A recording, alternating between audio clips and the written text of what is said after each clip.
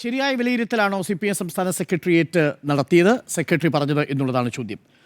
അതിൽ സമ്മിശ്രമായിട്ടാണ് എൻ്റെ വികാരം. കാര്യം അത് പൂർണ്ണമായും ശരിയല്ല എന്നുള്ളതാണ്. കാരണം അതിൽ 2-3 കാര്യങ്ങളുണ്ട്. ഒന്ന്, കോർപ്പറേഷനിൽ കോൺഗ്രസ് BJPക്ക് വോട്ട് മറിച്ചു കൊടുത്തു എന്ന് പറയുന്നതിനെ സാധൂകരിക്കാൻ കണക്കുകൾ മാത്രം പോരാ, അതിനുള്ള തെളിവുകൾ വേണം. പക്ഷേ നിലവിൽ നമ്മുടെ മുൻപിൽ തെളിവുകളില്ല.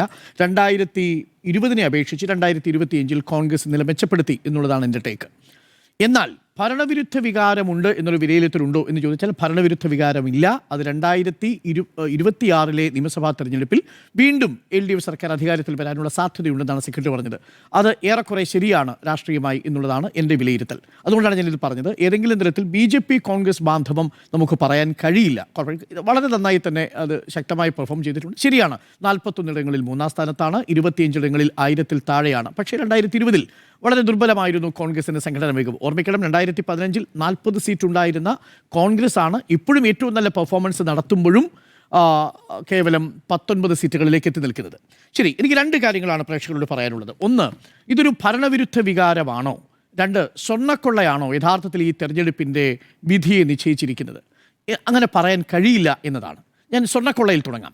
സ്വർണ്ണക്കൊള്ള ഈ തെരഞ്ഞെടുപ്പിൽ ഏതെങ്കിലും തരത്തിൽ ജനവിധിയെ പൂർണ്ണമായിട്ടും നിയന്ത്രിച്ചിരുന്നുവെങ്കിൽ ഇതാകുമായിരുന്നു റിസൾട്ട്. ഇതാണ് ഇന്ന് CPM സംസ്ഥാന സെക്രട്ടറി ചോദിച്ചത്. ആ ചോദ്യം ശരിയല്ലേ? അതിന് ഒരു കാരണമായി അദ്ദേഹം പറയുന്നത്, വളരെ ലോജിക്കലായി തോന്നുന്ന ഒരു കാരണം, നോക്കൂ, വിശ്വാസ സമൂഹത്തിൻ്റെ മുഴുവൻ വോട്ടും ഇത്തവണ LDFന് കിട്ടിയില്ലെങ്കിൽ എവിടേക്കാണ് LDF പരാജയപ്പെടാൻ സാധ്യതയുള്ളത്? അവിടെ ആരായിരിക്കും അതിലുള്ള നേട്ടം കൊയ്യേണ്ടത്? സ്വാഭാവികമായും BJP വലിയ രീതിയിൽ UDFനോടൊപ്പം തന്നെ ഒരു വലിയ വിഷയമായിട്ട് ഉയർത്തിക്കൊണ്ടുവന്നു. എന്നാൽ BJPക്ക് സ്വർണ്ണക്കൊള്ളയുമായി ബന്ധപ്പെട്ടുകൊണ്ട് നടത്തിയ ക്യാമ്പയിൻ കാര്യമായി ഗുണം ചെയ്തിട്ടില്ല എന്നുള്ളതാണ് നമ്മുടെ മുന്നിലുള്ളത്. ആദ്യം വന്ന വലിയ പ്രചരണം എന്ന് പറയുന്നത് BJP എന്തോ ഒരു വലിയ സ്വാധീന ശക്തിയായി കേരളത്തിൽ മാറിക്കഴിഞ്ഞിരിക്കുന്നു. കോർപ്പറേഷന് പുറത്തു പോയാൽ, തിരുവനന്തപുരം കോർപ്പറേഷന് പുറത്തു പോയാൽ തിരുവനന്തപുരം ജില്ലയിലും മറ്റെല്ലാ ഇടങ്ങളിലും ഇടയ്ക്ക് സാന്നിധ്യം അറിയിച്ചിട്ടുണ്ടെന്നല്ലാതെ കാര്യമായ വോട്ട് വർധന ഉണ്ടാക്കിയിട്ടില്ല എന്നുള്ളതാണ് ഇപ്പോൾ വരുന്ന കണക്കുകൾ നമ്മളോട് പറയുന്നത്. പ്രാഥമികമായി ഇന്ന് പുറത്തു വരുന്ന ചില മാധ്യമങ്ങൾ റിപ്പോർട്ട് ചെയ്തിരിക്കുന്നതും പ്രാഥമികമെന്ന കണക്കനുസരിച്ച് നോക്കിയാൽ 1% മുതൽ 1.5% വരെ, പരമാവധി 2% മാത്രമാണ് വർധനവുണ്ടാക്കാൻ സാധ്യതയുള്ളത് എന്നാണ് നമ്മൾ മനസ്സിലാക്കുന്നത്. പരമാവധിയാണ് കേട്ടോ. പക്ഷേ അത് 2024 ലോക്സഭാ തെരഞ്ഞെടുപ്പിനെ അപേക്ഷിച്ച് വളരെ കുറവാണ് എന്ന് നമുക്ക് കാണാൻ സാധിക്കും. എന്ന് പറഞ്ഞാൽ 2024 ലോക്സഭാ തെരഞ്ഞെടുപ്പിൽ BJPക്ക് കിട്ടിയ മേൽക്കൈ പോലും ഈ തദ്ദേശ സ്ഥാപന തെരഞ്ഞെടുപ്പിൽ നിലനിർത്താൻ BJPക്ക് കഴിഞ്ഞിട്ടില്ല. അത് 1.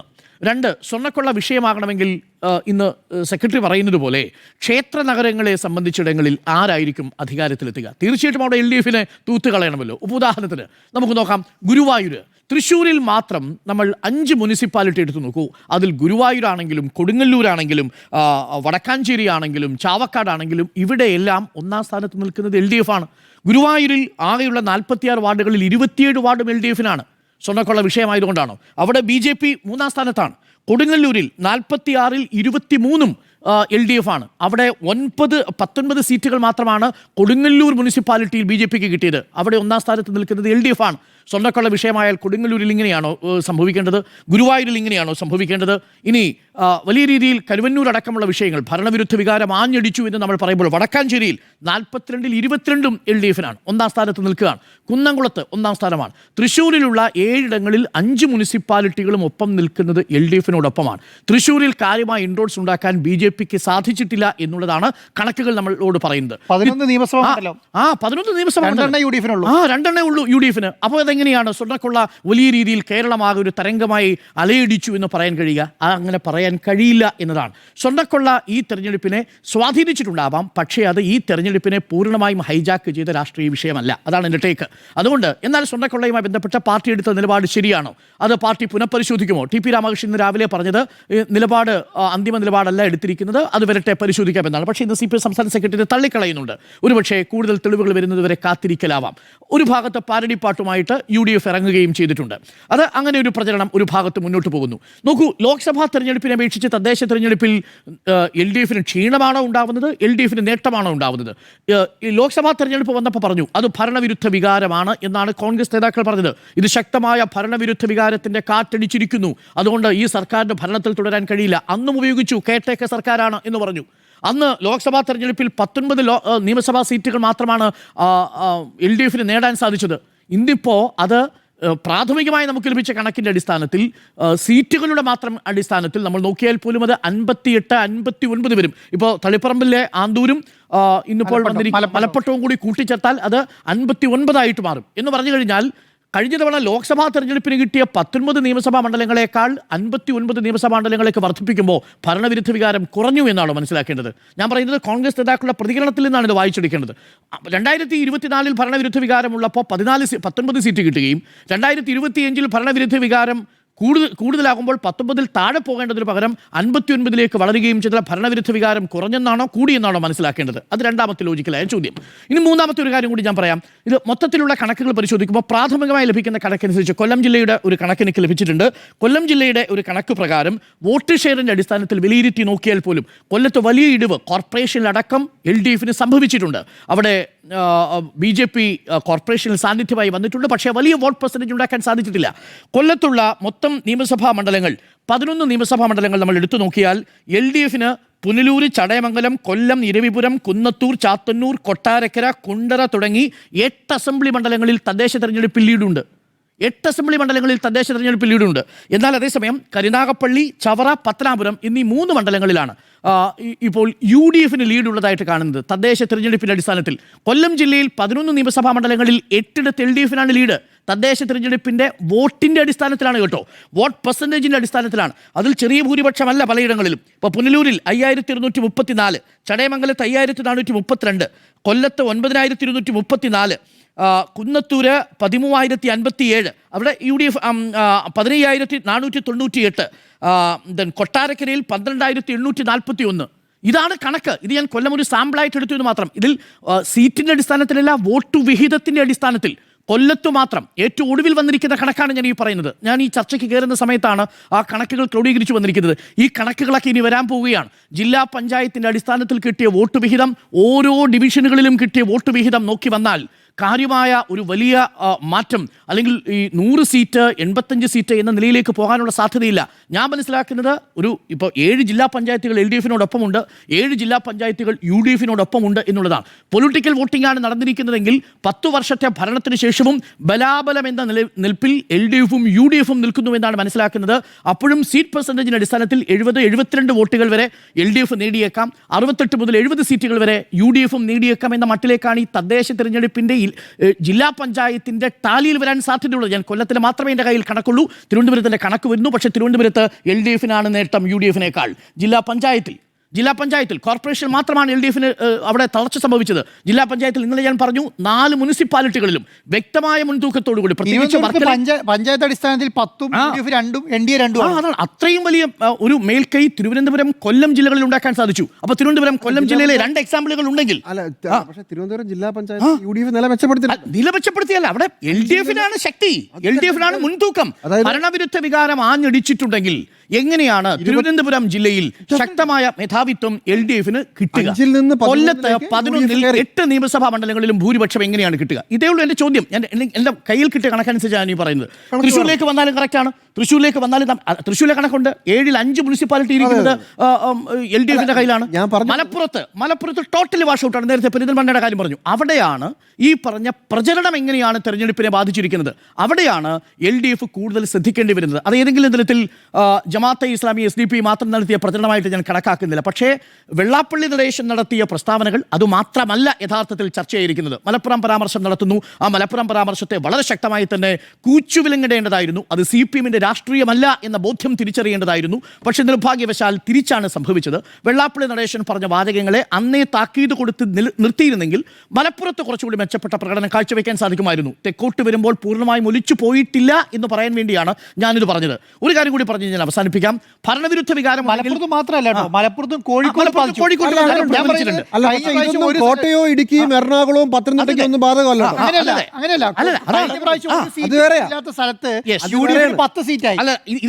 കോട്ടയത്ത് ഇടുക്കി എവിടെയാ ജമാഅത്തെ ഇസ്ലാമി? ഈ പ്രതികരണം ഏറ്റവും കൂടുതൽ ആഘാതം ഏറ്റിരിക്കുന്നത് മലപ്പുറത്താണ്. അവിടെ 10 ലക്ഷം വോട്ട് കിട്ടി എന്നൊക്കെ പറയുമ്പോൾ 28 ലക്ഷം വോട്ടുണ്ട്. അതിൽ 18 ലക്ഷം വോട്ട് LDFനോടൊപ്പം ഇല്ല. അത് ചില മണ്ഡലങ്ങളിലെങ്കിലും എല്ലാം തൂത്തുവാരി പോകണം എന്നില്ല. പക്ഷേ ചില മണ്ഡലം, ഇപ്പോൾ പൊന്നാനി പിടിച്ചു, പൊന്നാനി LDF ആണ് അവിടെ പിടിച്ചിരിക്കുന്നത്. പക്ഷേ പലയിടങ്ങളിലും ജില്ലാ പഞ്ചായത്ത് ഡിവിഷനിലേക്ക് സംഭാവന നൽകാൻ പോലും LDFന് സാധിക്കാതെ പോയത് ഒരു പൊളിറ്റിക്കൽ വോട്ടിംഗ് ആയതുകൊണ്ടാണ്. ആ പൊളിറ്റിക്കൽ വോട്ടിന് പിന്നിൽ ഒരു ഇടത് ഹിന്ദുത്വ, യഥാർത്ഥത്തിൽ അങ്ങനെ ഒരു പദപ്രയോഗം ഒരു ഓക്സിമറൂണാണ്. നമ്മൾ ചൂട് ഐസ്ക്രീം എന്ന് പറയുന്നത് പോലെ, ഇടതാണെങ്കിൽ നിങ്ങൾക്ക് ഹിന്ദുത്വ ആവാനോ നിങ്ങൾക്കൊരു പൊളിറ്റിക്കൽ മുസ്ലിം ആവാനോ ഒന്നും പറ്റില്ല. ഇടതായിട്ടേ ഇരിക്കത്തുള്ളൂ. ഇടതായാൽ നിങ്ങൾക്ക് കാസയാവാനും പറ്റൂല, ഇടതായാൽ നിങ്ങൾക്ക് RSS ആവാനും പറ്റൂല, ഇടതായാൽ നിങ്ങൾക്കൊരു ജമാഅത്തെ ഇസ്ലാമി ആവാനും പറ്റൂല. ഇടതിൻ്റെതായ രാഷ്ട്രീയമാണ്. ആ ഇടത് രാഷ്ട്രീയം അങ്ങനെ തന്നെ മുന്നോട്ട് കൊണ്ടുപോകേണ്ടതായിരുന്നു. അവിടെ വെള്ളാപ്പള്ളി നടേശന്റെ പ്രസ്താവനകളെ CPM-നുള്ളിൽ നിന്ന് തന്നെ തിരുത്തണമായിരുന്നു എന്നുള്ളതാണ് എൻ്റെ അഭിപ്രായം. അത് ഡാമേജ് ചെയ്തിട്ടുണ്ട്. മലപ്പുറത്ത് ഡാമേജ് ചെയ്തു എന്ന കാര്യം നിസ്സംശയം നമുക്ക് പറയാം. രണ്ടാമത്തെ ഒരു ഡാമേജ് ചെയ്ത കാര്യം PMC പദ്ധതിയുമായി ബന്ധപ്പെട്ട കാര്യങ്ങൾ വലിയ രീതിയിൽ ചർച്ചയാവുകയും PMC പദ്ധതിയിൽ സറണ്ടർ ചെയ്തു എന്ന പ്രതീതി ഉണ്ടാവുകയും ചെയ്തു. ലേബർ കോഡ് അടക്കമുള്ള വിഷയങ്ങൾ പിന്നീട് വരുന്നു. PMC പദ്ധതി ക്യാബിനറ്റിൽ തന്നെ മറച്ചു വയ്ക്കുന്നു. CPI തന്നെ വിശ്വസിപ്പിക്കാൻ കഴിയാത്ത സാഹചര്യം CPM-ന് ഉണ്ടാവുന്നു. അത് വലിയ രീതിയിൽ കേന്ദ്ര സർക്കാരിൻ്റെ പ്രോജക്റ്റ് എന്ന നിലയിൽ സർക്കാർ എല്ലാ സമരങ്ങൾക്കും കീഴടങ്ങിയിരിക്കുന്നു എന്ന മട്ടിൽ അത് അവതരിപ്പിക്കുന്നു. അതേസമയം കോൺഗ്രസ് ഭരിച്ച സംസ്ഥാനങ്ങളിലെല്ലാം ഇതേ PMC പദ്ധതി നടപ്പിലാക്കിയിട്ടുണ്ട് എന്ന വസ്തുത മറച്ചുവെച്ചുകൊണ്ട് സർവശിക്ഷാ അഭിയാൻ ഫണ്ട് തടഞ്ഞുവെച്ചതിനെ പ്രതിരോധിക്കാൻ വേണ്ടിയാണ് എന്ന രീതിയിലൊരു പ്രചരണം നടത്തിയിട്ടുള്ള അതൊന്നും ഏശിയില്ല. മറിച്ച് ഏശിയത് എന്താണ്? മുഖ്യമന്ത്രി പിണറായി വിജയൻ ഇതാ സംസ്ഥാന സർക്കാരിനെ കീഴടക്കിയിരിക്കുന്നു എന്ന മട്ടിലുള്ള പ്രചരണമാണ്. ഒടുവിൽ CPI സമ്മർദ്ദത്തിന് മടങ്ങി CPM തന്നെ തെറ്റിദ്ധരുത്തുന്നു. പക്ഷെ അപ്പോഴേക്കും വളരെ വൈകിപ്പോയി. പ്രചരണം വളരെ ശക്തമായിരുന്നു. മോദി പിണറായി കൂട്ടുകെട്ട് എന്ന മട്ടിൽ കാര്യങ്ങൾ അവതരിപ്പിക്കപ്പെടുന്നു. ഇനി തൃശ്ശൂരിൻ്റെ കാര്യത്തിൽ വന്നാൽ പൂരം ഏതെങ്കിലും തരത്തിൽ ഈ തെരഞ്ഞെടുപ്പിൽ LDFന് ദോഷം ചെയ്തിട്ടുണ്ടോ? ഇല്ല എന്നുള്ളതാണ് തൃശ്ശൂരിലെ റിസൾട്ട് നമ്മളോട് പറയുന്നത്.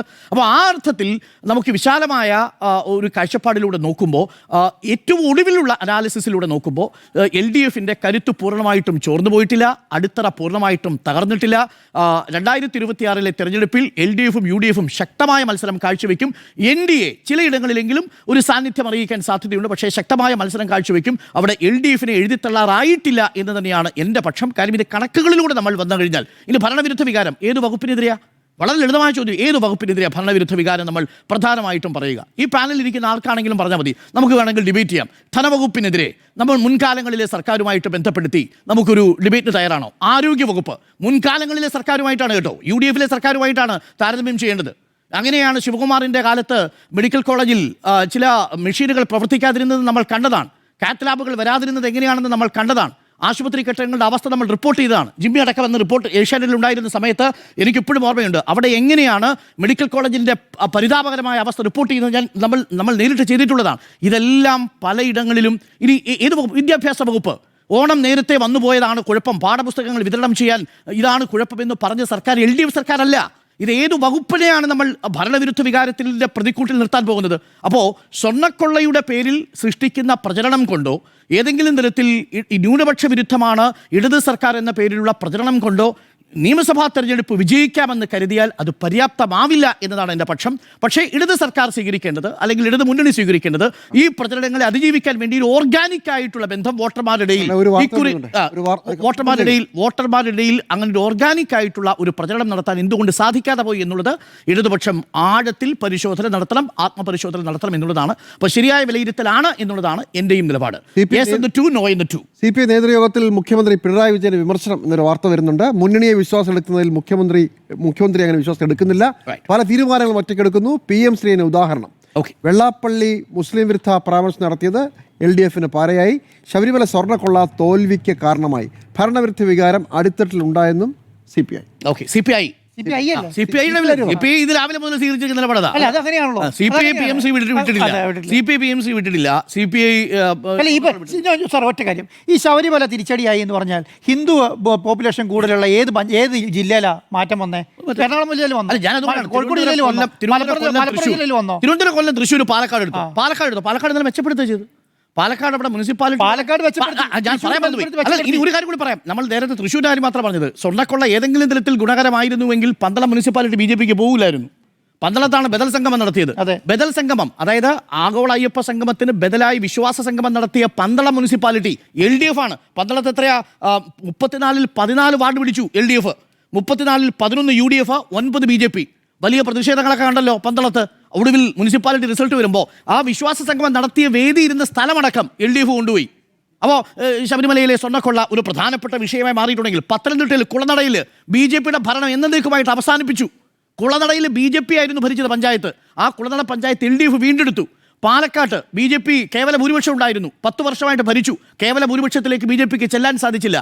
അപ്പോൾ എവിടെയാണ് സ്വർണ്ണക്കൊള്ള ആ അർത്ഥത്തിൽ ആഞ്ഞടിച്ചു എന്ന് പറയുന്നത്? സ്വർണ്ണക്കൊള്ളയിൽ ഈ സർക്കാർ ഏതെങ്കിലും തരത്തിൽ അന്വേഷണത്തെ പത്തനംതിട്ട ജില്ല പോയി ഞാനൊരു കാര്യം അങ്ങനെയാണെങ്കിൽ നിങ്ങൾക്ക് പോകേണ്ട സ്ഥലം തൃശ്ശൂരാണ്. തൃശ്ശൂരല്ലേ ആകെ 2 പിടിക്കാൻ പറ്റുള്ളൂ. അപ്പോ നിലവിലുള്ള സ്മൃതി അതെങ്ങനെയാ പറയാം? ഞാൻ ചോദിച്ചല്ലോ, തോറ്റിട്ടില്ല എന്നല്ലല്ലോ പറഞ്ഞതിനർത്ഥം. വിമർശനപരമായി തോമസ് ഐസക് പറഞ്ഞ കാര്യങ്ങളെ പോലും നിങ്ങൾ തള്ളിക്കളയാണ്. തോമസ് ഐസക് പറഞ്ഞ കാര്യങ്ങളും ഭൂരിപക്ഷം സ്മൃതി എന്റെ ചോദ്യം അതല്ല. ഭരണവിരുദ്ധ വികാരമുണ്ടെങ്കിൽ ഏതു വകുപ്പിനെതിരെ ഏത് മന്ത്രിക്കെതിരെ എല്ലാ വകുപ്പിനെതിരെയും ഉണ്ട്. ആരോഗ്യ വകുപ്പിനെതിരെ പറഞ്ഞുകൊണ്ടിരിക്കുമ്പോൾ 10 വർഷത്തിന് മുമ്പോട്ട് പോകണമെന്നൊന്നും പറഞ്ഞാൽ പറ്റില്ല. 10ാമത്തെ വർഷമാണ് നിങ്ങൾ നിൽക്കുന്നത്. 10ാമത്തെ വർഷം നിൽക്കുമ്പോൾ നിങ്ങളുടെ കഴിഞ്ഞ സർക്കാരും ഈ സർക്കാരും ഇപ്പോൾ ഭരിച്ചുകൊണ്ടിരിക്കുകയാണെന്നേ. അപ്പോൾ അതിനു മുന്നത്തെ UDF സർക്കാരുമായുള്ള താരതമ്യമല്ല. നിങ്ങൾ ഇത്രയും കാലം നിങ്ങൾ എന്താണ് ചെയ്തതെന്നുള്ളതാണ്. ഇവിടെ പറഞ്ഞുകൊണ്ട് മാത്രം ആരോഗ്യവകുപ്പിന്റെ കാര്യം പറഞ്ഞല്ലോ. ആരോഗ്യവകുപ്പില് കൊണ്ടുവന്ന മെഷീനുകളുടെ കാര്യം ഇതും പറഞ്ഞുകൊണ്ടിരിക്കുന്നത്. മെഡിക്കൽ കോളേജിലെ ഡോക്ടർ തന്നെ പറഞ്ഞു നമ്മളിവിടെ ചർച്ച ചെയ്താണല്ലോ കുറെ കാലം. എന്തിനാണ് വെറുതെ? ഒന്നാമത്തെ കാര്യം മാധ്യമങ്ങൾ ഒരു സംഘം മാധ്യമങ്ങൾ ഇവർക്ക് വേണ്ടി പറഞ്ഞുകൊണ്ടേയിരിക്കുന്നു. ഈ വായ്ത്താരികൾ ഇതൊന്നും ആളുകളിലേക്ക് എത്തിയില്ല എന്നുള്ളതാണല്ലോ ഈ തെരഞ്ഞെടുപ്പ് ഫലം കാണിക്കുന്നത്. നിങ്ങൾ ഇങ്ങനെ പറഞ്ഞ് സാങ്കേതികമായ കുറെ കണക്കുകൾ പറഞ്ഞ് ഇത്രയും മലപ്പുറത്ത് തോറ്റെങ്കിലും മലപ്പുറത്ത് 10 ലക്ഷം വോട്ടുണ്ട് ഞങ്ങൾക്ക് എന്ന് പറഞ്ഞു കഴിഞ്ഞാൽ പൂർത്തിയായെങ്കിൽ അങ്ങനെ ആവട്ടെ. ആ കണക്ക് പറഞ്ഞോളൂ. മലപ്പുറത്ത് നിങ്ങൾ തോറ്റല്ലോ. മലപ്പുറത്ത്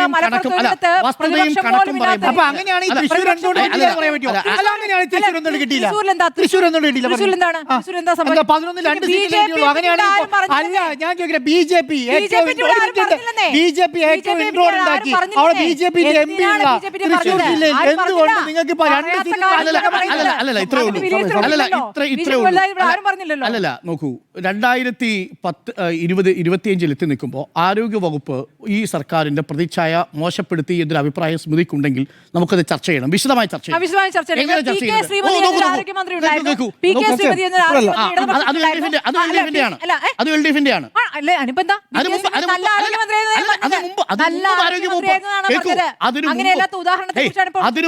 അതിനു മുമ്പും ഒരു ആരോഗ്യ വകുപ്പ് ഇവിടെ ഉണ്ടായിരുന്നു. ആ ആരോഗ്യ വകുപ്പ് മന്ത്രിയുടെ പേര് ശിവകുമാർ എന്നായിരുന്നു. എന്താ താങ്കളുടെ അഭിപ്രായം? അല്ല, എന്തിനാണ് ഇങ്ങനെ പറഞ്ഞുകൊണ്ടിരിക്കുന്നത്? നിങ്ങൾ ഇപ്പൊ 10 കൊല്ലമായിട്ട് ഭരിക്കുമ്പോൾ നിങ്ങളെ കാര്യമാണ് കാര്യങ്ങൾ എടുത്തിട്ട് അത് കൊണ്ടൊന്നും ഇതാണ് അവിടെ കെട്ടിടം വീണപ്പോഴും ആരോഗ്യമന്ത്രി ചെയ്തത്. ഇൻസെൻസിറ്റീവായി പ്രതികരിച്ച് കെട്ടിടം വീണ ഒരു സ്ത്രീ മരിക്കുമ്പോൾ യുഡിഎഫിന്റെ കാലത്ത് കാര്യമല്ലേ ചോദിച്ചുള്ളൂ. യുഡിഎഫിന്റെ കാലത്തെ ആരോഗ്യ വകുപ്പും LDF സർക്കാരിന്റെ കാലത്തെ താരതമ്യം ചെയ്താൽ സ്മൃതി ആരുടെ പക്ഷത്ത് നിൽക്കും? അത്രേ ഉള്ളൂ. ഞാൻ ആരുടെ പക്ഷത്തൊന്നുമില്ല. ഞാൻ ഇപ്പോഴത്തെ വിലയിരുത്തലാണ്. അങ്ങ് പറഞ്ഞ എല്ലാ വകുപ്പും ഗംഭീരമാണ്. എവിടെയാണ്? അതാണോ തദ്ദേശ തെരഞ്ഞെടുപ്പാണോ സർക്കാരിന്റെ വിലയിരുത്തൽ?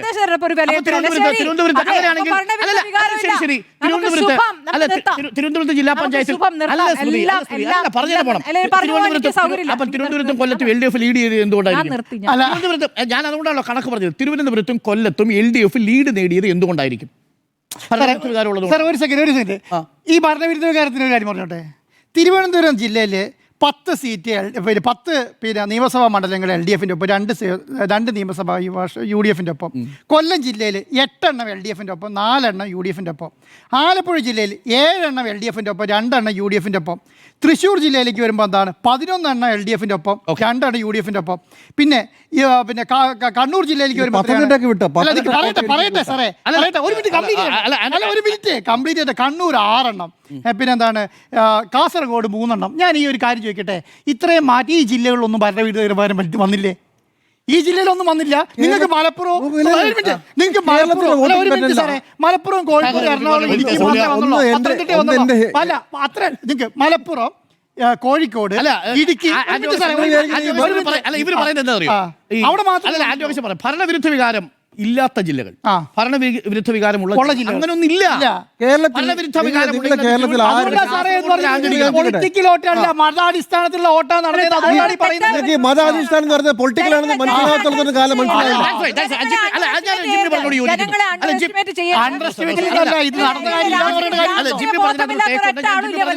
ഒരു ഭാഗത്ത് യോജിക്കുന്നത് അതുകൊണ്ടാണ്. അല്ലാതെ ഒരു പൊളിറ്റിക്കൽ വോട്ടിംഗ് റിലീജിയസ് ബേസ്ഡ് ആയിട്ട് കൺസോൾട്ടേഷൻ നടന്നിട്ടുണ്ട്.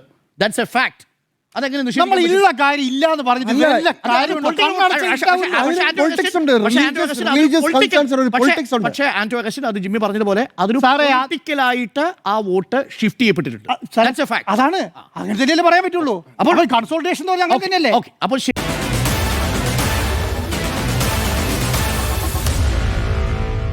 Meet the editors.